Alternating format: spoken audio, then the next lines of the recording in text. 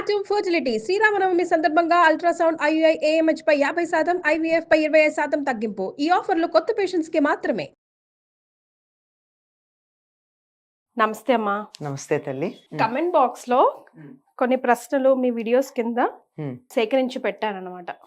అంటే కొంచెం మీనింగ్ఫుల్ వి, తనతో పాటు పెట్టిన వాళ్ళతో పాటు చాలా మందికి కూడా ఉపయోగపడతాయని. సో అందులో ఒక ప్రశ్న ఏంటి అంటే, లైక్ హస్బెండ్ అండ్ వైఫ్ కలిసిన తర్వాత మీరు ఇదివరకు కూడా కొన్ని వీడియోస్ లో చెప్పున్నారు, స్నానం ఆచరించాలా, నెక్స్ట్ డే పూజ చేయాలంటే తలస్నానం చేయాలా, అభ్యంగన స్నానం చేయాలా అని చెప్పి.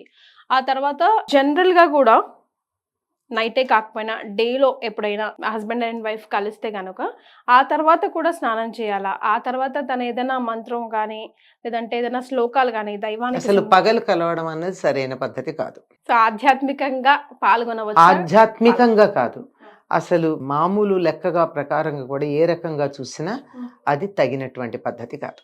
ఓకే, నాట్ టెక్నికల్ గా, అసలు ఐ మీన్ సైంటిఫికల్ గా కాదు, ఎట్లా కూడా కాదు, it's not correct. Okay, so దీనికి మీరు ఏం చెప్తారని? అంటే చేసిన తర్వాత ఆధ్యాత్మికంగా ఏమన్నా చేయొచ్చా? ఆధ్యాత్మికంగా ఏమైనా చేయొచ్చా? అసలు తల స్నానం ఆచరించాలా? కొన్ని మతాల్లో నాకు కూడా తెలిసింది ఏంటంటే, ఒక పర్టికులర్ మంత్రం ఏదో ఉంటుందంట, లైక్ శ్లోకం వాట్ ఎవర్ వాళ్ళ భాషలో, అది అనుకొని తలస్నానం కంపల్సరీగా చేస్తారంట. Beat any time of the day. మనకు అంత స్ట్రిక్ట్ రూల్స్ ఉన్నాయని నాకు తెలీదు, బట్ కిచెన్ లోకి అయితే డెఫినెట్ గా స్నానం చేసి రావాలి అన్నది అంతవరకు. మనకి అట్లాంటివి ఏం లేవమ్మా. ఫస్ట్ ఆఫ్ ఆల్ అంత మనవన్నీ కూడా ప్రతిదీ సైంటిఫిక్ గా మనకు ఒక పద్ధతి చెప్పారు. అసలు వివాహం అన్నది ఒక సంస్కారం. భార్యాభర్తలు కలవడం అన్నది సంతానం కోసం, ప్రజాయై గృహమేధినాం అన్నారు. సంతానం కోసం మాత్రమే భార్యాభర్తల మధ్య ఆ రకమైన శృంగార సంబంధం ఉంటుంది.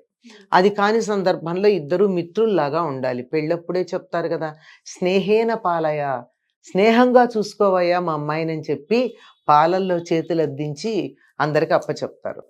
ఒక్క సంతానేచ్ఛ కలిగినప్పుడు మాత్రమే వారిద్దరి మధ్య ఈ రకమైన శృంగార సంబంధం ఉంటుంది. అది కాక ఎప్పుడెప్పుడు మంచి సంతానం కావాలో దానికి సంబంధించి కొన్ని నియమాలు చెప్పారు. ఈ తిథుల్లో, ఈ వారాల్లో, ఈ సందర్భాల్లో దూరంగా ఉండండి, మంచి సంతానం కలగదు ఈ సమయానికి. కనుక అది కాని సమయాల్లో గనక మీరు కలిసినట్టయితే మంచి సంతానం కలుగుతుంది అని చెప్పారు. ఆ నియమాలు పాటిస్తే సరిపోతుంది. కాకపోతే ఇప్పుడు మీకు వచ్చిన అనుమానాలు ఏమిటి అంటే, ఇప్పుడు డే అండ్ నైట్ షిఫ్ట్స్ అట్లా రకరకాలు ఉంటాయి కదమ్మా, మేబీ దాంట్లో నుంచి వచ్చిన ప్రశ్న ఏమో, ఆ అనుమానం నుంచి. డే అండ్ నైట్ అని కూడా అడిగారా ప్రశ్నలు? అదే, డే అండ్ నైట్ అని క్లియర్ గా అడిగి, ఆ తర్వాత కూడా ఒకవేళ ఇఫ్ ఎట్ ఆల్ ఆ తర్వాత తన ఏమైనా దైవ కార్యక్రమంలో పాల్గొనొచ్చా, ఏదైనా శ్లోకాలు అనుకోవచ్చా, దానికి ఏమైనా తప్పుందా? శ్లోకాలు అనుకోవడానికి ఏమీ తప్పు లేదమ్మా. ఇప్పుడు మీకు కొంతమందికి కొన్ని మంత్రాలు నిరంతరం నడుస్తాయమ్మా. ఎట్లా అంటే, కొంతమందికి ఎప్పుడు కూడా శ్వాస పీల్చినంత ఇదిగా రామరామ రామరామ అనుకుంటూ ఉంటారు. అలాగే కొంతమంది నమశివాయ అనుకుంటూ ఉంటారు. అట్లా అనుకుంటూ ఉండేటటువంటిది ఆ సమయంలో కూడా వాళ్ళ మనస్సులో రావచ్చు, తప్పేం లేదు. ఆ తర్వాత కూడా ఆ మంత్రాలు కానీ, అదే మంత్రం అనడానికి వీల్లేదు, ఆ నామం కానీ ఆ శ్లోకం కానీ మనసులోకి వస్తే తప్పేం లేదు. పైకి చదవడానికి అభ్యంతరాలు ఉంటాయి కానీ మనస్సులోకి వస్తే అనుకోవడానికి ఎటువంటి అభ్యంతరం ఉండదు. నిరంతరం ఏ పని చేస్తున్నా ఒక నామము, ఒక పేరు మనం అనుకుంటూ ఉంటే అది మనసులో ఉంటుంది. అంతెందుకు, మనం ఏదన్నా ఒక సినిమా చూసేస్తే ఒక పాట ఉంది, ఆ పాట మనం నిద్రపోతున్నా, పని చేస్తున్నా, ఏం చేస్తున్నా ఆ ట్యూన్ మనలో తిరుగుతూ ఉంటుంది.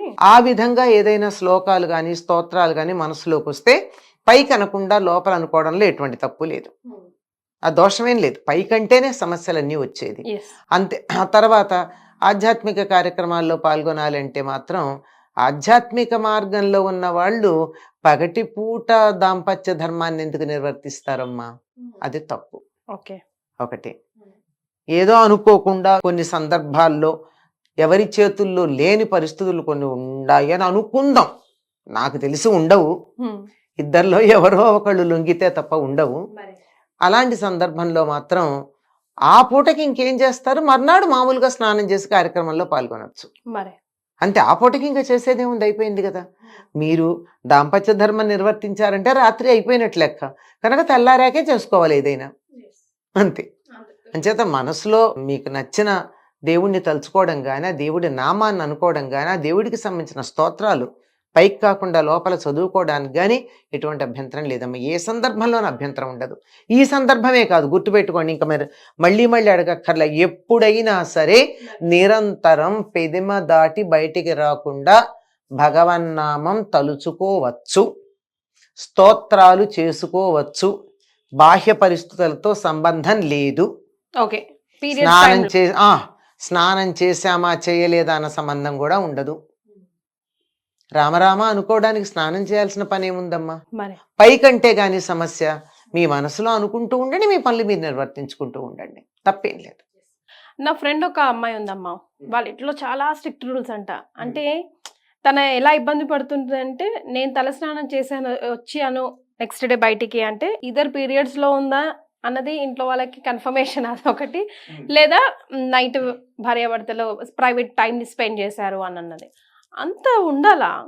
అసలు భార్యాభర్తలు కలిసిన తర్వాత అమ్మాయి తలస్నానం చేయాల్సిన పని లేదని చెప్తున్నాయమ్మా శాస్త్రాలు. అది తప్పు పని కాదు కదమ్మా.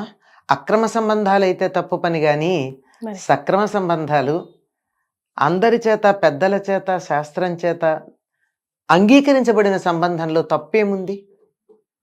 వివాహం చేసినప్పుడే అందులో తెలుస్తోంది కదా, వారిద్దరూ సంతానం కోసం వివాహం చేసుకున్నారు. సంతానం కావాలి అంటే ఏం చేయాలో తెలియని వాళ్ళు ఎవరున్నారు కదా. కనుక అది తప్పు పని ఎట్లా అవుతుంది?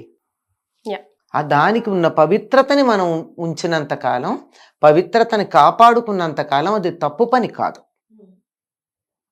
అందువల్ల దానికి తప్పనిసరిగా తలస్నానం చెయ్యాలి అని నియమం లేదు. కానీ పురుషులు మాత్రం చేస్తారమ్మా. పురుషులు మాత్రం చెయ్యాలి. కనీసం ఒంటి మీద నీళ్లు పోసుకోవాలని చెప్తారు. అంటే ఇంట్లో రోజు నిత్యం, ఆ తర్వాత కూడా రోజు దీపారాధన వాళ్ళే చేయాలి కాబట్టి వాళ్ళే చేయాలి. పైగా ఒకవేళ ఆడవాళ్ళు చేయాల్సి వచ్చినా తలస్నానం చేయాల్సిన పని లేదు. మగవాళ్ళు మాత్రం నిత్యం చెయ్యాలని మనకు శాస్త్రం చెప్తోంది. కానీ వాళ్ళు ఏం పాటించరు, కానీ ఆడవాళ్ళు ఏం చేయాలో మనం రోజు చెప్పుకుంటాం కదా. వాళ్ళు ఏం చేయాలి ఎందుకు చెప్పము? అంచేత ఏమవుతుందంటే ఒక పార్టే మనం ఒకదాని గురించి ఎక్కువ హైలైట్ చేస్తున్నాం తప్ప రెండో దాని గురించి కూడా చెప్పుకున్నప్పుడు సమగ్రమైన అవగాహన ఉంటుందమ్మా. అక్రమ సంబంధం కానంత కాలం దోషం కాదు. మంచి సంతానం కావాలంటే మాత్రం నిషిద్ధ సమయాల్లో భార్యాభర్తలు దూరంగా ఉండడం మంచిది. చేత ఆ సమయంలో దైవం గుర్తొస్తే మరీ మంచిది. దైవభావన కలిగినటువంటి సంతానం కలుగుతుంది. స్తోత్రాలు మనసులో అనుకున్నంత మాత్రాన మనకి పాపం ఏమీ రాదు. ఆ భావన కాబోయే సంతానానికి కూడా కలిగేటటువంటి అవకాశం ఉంటుంది. కనుక అటువంటి దోషం ఏమీ లేదమ్మా. Right. Thank you so much అమ్మా. నమస్తే.